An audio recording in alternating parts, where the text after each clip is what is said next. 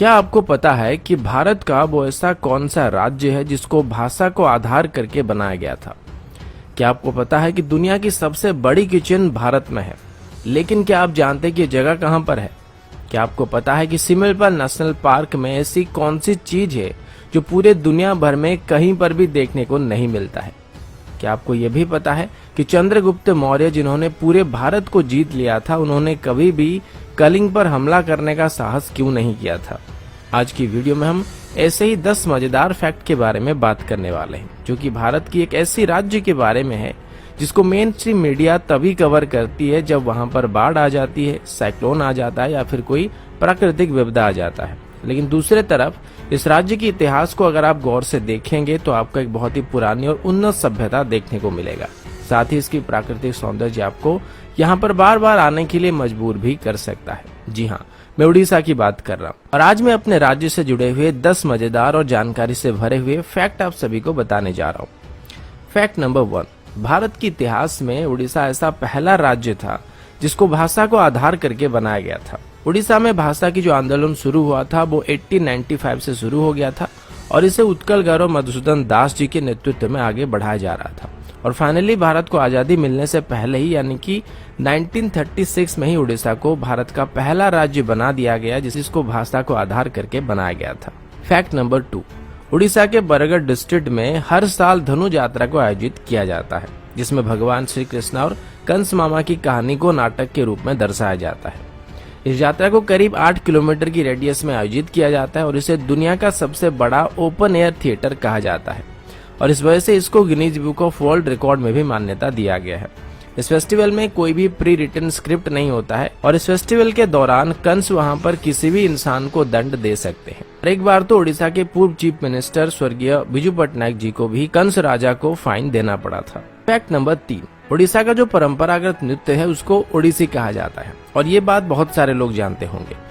इस नृत्य को सीखने के लिए देश विदेश से लोग यहाँ पर आते हैं, लेकिन ये नृत्य सिर्फ उड़ीसा के लिए गर्व की बात नहीं है, ये पूरे भारतवर्ष की एक पुरानी सभ्यता का प्रतीक है। इस नृत्य कला के बारे में हमारी पुरानी संस्कृत स्क्रिप्चर्स नाट्य शास्त्र में बताया गया है और इसको भारत का सबसे पुरानी नृत्य कला में से एक माना जाता है। इसको मुगल रूल के दौरान या फिर ब्रिटिश रूल के दौरान सप्रेस करने की भी कोशिश की गई थी, लेकिन स्वाधीनता मिलने के बाद इसको हमने दोबारा रिवाइव करने में कामयाबी हासिल कर लिया था। फैक्ट नंबर 4, क्या आपको पता है कि ताजमहल के बनने से काफी पहले से ही कोणार्क टेम्पल को बना दिया गया था और सबसे बड़ी बात यह है कि इसको समंदर के अंदर बनाया गया था। अगर आप कभी भी कोणार्क टेम्पल घूमने के लिए आए होंगे तो आपने देखा होगा कि किस तरीके से बारीक खुदाई करके पत्थरों में अद्भुत कलाकारी का प्रदर्शन किया गया था, जो कि उस वक्त के ओडिया आर्किटेक्चर के बारे में सोचने में मजबूर करता है। इसके बारे में इतने ज्यादा अद्भुत और अनसुनी फैक्ट है जिसको लेके एक पूरी वीडियो बनाई जा सकती है। वैसे अभी आपको जो कोणार्क टेम्पल देखने को मिलता है वो सिर्फ इसका आधा हिस्सा है और जो मेन मंदिर था वो टूट चुका है। इतिहास में कई बार मुस्लिम इन्वेडर्स के द्वारा इसको लूटा गया था और इसको तोड़ने की कोशिश की गई थी और इसी दौरान शायद वो मंदिर टूट गया था। फैक्ट नंबर 5, क्या आपको पता है कि एशिया का सबसे बड़ा विलेज उड़ीसा में है? इस गाँव का नाम भुवन है और ये ढेंकानाल डिस्ट्रिक्ट में पड़ता है। फैक्ट नंबर 6, उड़ीसा के मयूरभंज डिस्ट्रिक्ट में ऐसे पत्थर पाए जाते हैं जो कि लगभग 3 बिलियन साल पुराने हैं और अगर पृथ्वी की बात करें तो ऐसा माना जाता है कि पृथ्वी की उम्र करीब 4.5 बिलियन ईयर है। फैक्ट नंबर 7, चंद्रगुप्त मौर्य जिन्होंने पूरे इंडियन सब कॉन्टिनेंट के ऊपर जीत हासिल कर लिया था, उन्होंने 60 सालों तक कलिंग पर हमला करने की हिम्मत नहीं की थी, जबकि कलिंग यानी कि एंशिएंट उड़ीसा मगध की राजधानी से ज्यादा दूर नहीं था। फिर चंद्रगुप्त मौर्य की पोते राजा अशोक ने कलिंग पर हमला किया था। इसमें मगध के पास लगभग 4 से 6 लाख सैनिक थे, जबकि कलिंग के पास 60,000 सैनिक थे। जाहिर सी बात थी कि कलिंग की हार निश्चित थी, पर फिर भी मगध के 1 लाख के आसपास सैनिक मारे गए थे।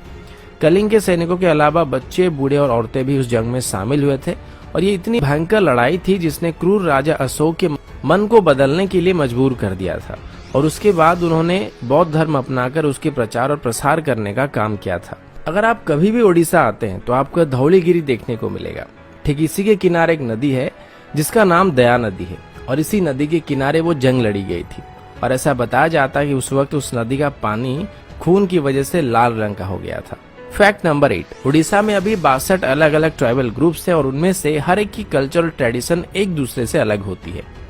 फैक्ट नंबर 9, आप सब सिमलपाल नेशनल पार्क के बारे में जानते होंगे, जो कि रॉयल बंगाल टाइगर्स के लिए फेमस है। लेकिन क्या आप जानते हैं कि यहाँ पर दुनिया की सभी प्रकार की ऑर्चिड पाए जाते हैं और पूरे दुनिया भर में कहीं पर भी ऐसी जगह नहीं है जहाँ पर ऑर्चिड की सभी वैरायटी पाई जाती हो। Fact number 10। अब उड़ीसा की फैक्ट के बारे में बात चल रही है तो जगन्नाथ धाम पुरी के बिना ये वीडियो पूरा नहीं हो सकता है। इसको 4 धामों में से एक कहा जाता है और हर एक हिंदू अपने जीवन काल के दौरान यहाँ पर एक बार जरूर आना चाहता है। यहाँ पर हर रोज हजारों लाखों लोग आते हैं और जगन्नाथ टेम्पल का जो किचन है उसको दुनिया का सबसे बड़ा किचन कहा जाता है। यहाँ पर 200 चूल्हे और करीब 400 कुक यहाँ पर रोज खाना बनाते हैं। यहाँ पर खाना बनाते वक्त 7 मटकों को एक के ऊपर एक करके रखा जाता है और सबसे पहले ऊपर वाले मटके का खाना तैयार होता है और सबसे अंत में नीचे वाले मटके का खाना तैयार होता है, जो कि चूल्हे के ऊपर बैठा होता है। औसतन यहाँ पर हर रोज 10,000 लोग खाना खाते हैं, लेकिन मंदिर में जो खाना बनाया जाता है उसकी क्वांटिटी साल भर सेम रहती है। लेकिन मजे की बात तो ये है कि यहाँ पर खाना कभी भी वेस्ट नहीं होता है और उसी खाने को कुछ हजार लोगों को परसा जा सकता है और 20 लाख लोगों को भी परसा जा सकता है। दोस्तों, ये थी उड़ीसा के बारे में कुछ मजेदार फैक्ट को लेके एक छोटी सी वीडियो। आशा करता हूँ वीडियो आप सभी को पसंद आया होगा। अगर आपको वीडियो अच्छा लगा तो इसको लाइक और शेयर जरूर कीजिएगा